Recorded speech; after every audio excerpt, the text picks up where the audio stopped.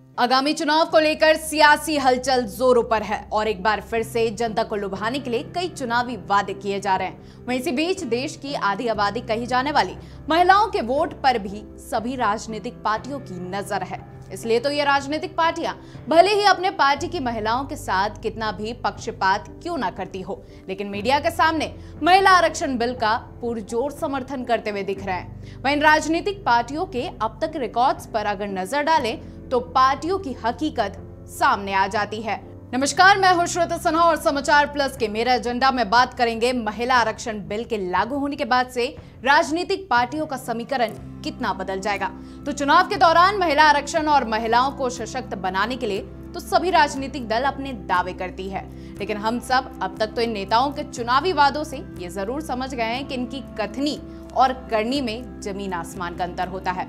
फिर चाहे वो छोटी पार्टी हो या केंद्रीय स्तर की पार्टी, अगर पॉलिटिशियन है तो पॉलिटिक्स तो करेंगे ही। इनके पूरे किए गए वादे आम जनता के लिए बिल्कुल रेगिस्तान में मौजूद मृग मरीचिका की तरह होते हैं।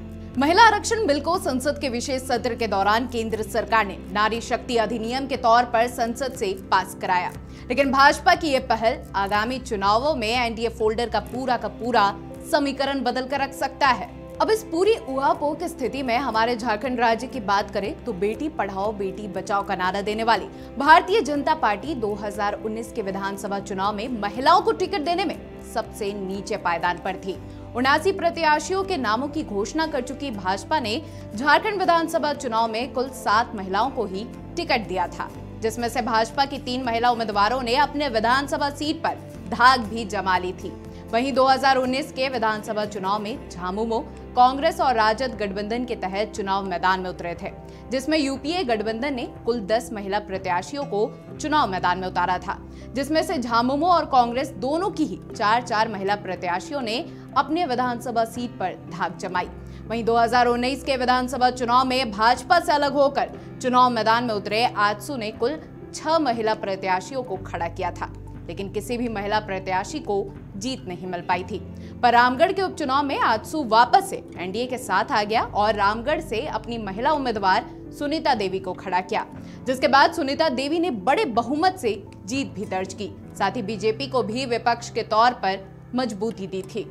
इन आंकड़ों से आपको ये तो मालूम चल गया कि राजनीतिक पार्टियों की वजह से चुनावी मैदान में महिलाओं की क्या स्थिति है। चाहे वो क्षेत्रीय पार्टी हो या राजनीतिक पार्टी, चुनावी मैदान में इनके द्वारा कितने भी महिला सशक्तिकरण को लेकर वादे किए जाए, लेकिन जमीनी हकीकत देखी जाए तो इन राजनीतिक पार्टियों के घरों में ही महिलाओं के साथ पक्षपात किया जाता है।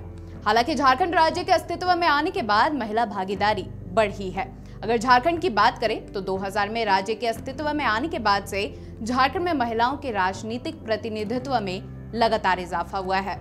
राज्य की विधानसभा में महिला विधायकों का अनुपात 2000 में 5% से दोगुना होकर के 10% हुआ, तो वहीं 2014 में विधानसभा में चुनाव लड़ने वाली महिलाओं की संख्या में 50% तक की वृद्धि देखी गई।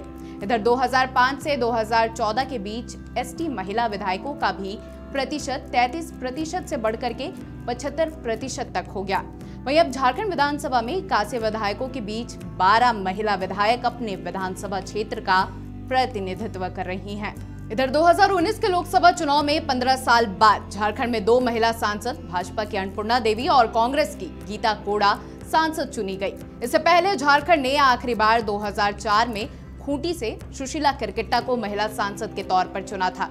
इस पूरे जानकारी के निष्कर्ष की बात करें तो चुनावी राजनीति में महिलाओं की भागीदारी पर जोर देने का यही मकसद था कि चुनावी मैदान में सिर्फ महिलाओं की मौजूदगी ना बढ़ाई जाए, बल्कि राजनीतिक विमर्श में भी उन्हें मौका मिले, ताकि अवसरवादिता, लैंगिक भेदभाव और अति पुरुषवादी विमर्श हावी ना हो। और ये सिर्फ मैं एक महिला होने के चलते नहीं कह रही, बल्कि एक रिपोर्ट के मुताबिक भी भारतीय राजनीति का पुरुषवादी होना, संसद और विधानसभा में महिलाओं के लिए सीटें निश्चित ना होना, पारिवारिक सहायता ना मिलना, पार्टियों का महिलाओं की काबिलियत को कम आंकने के कारण आज देश की राजनीति में महिलाओं की स्थिति कमजोर होने के प्रमुख कारण बताए गए हैं। नमस्कार।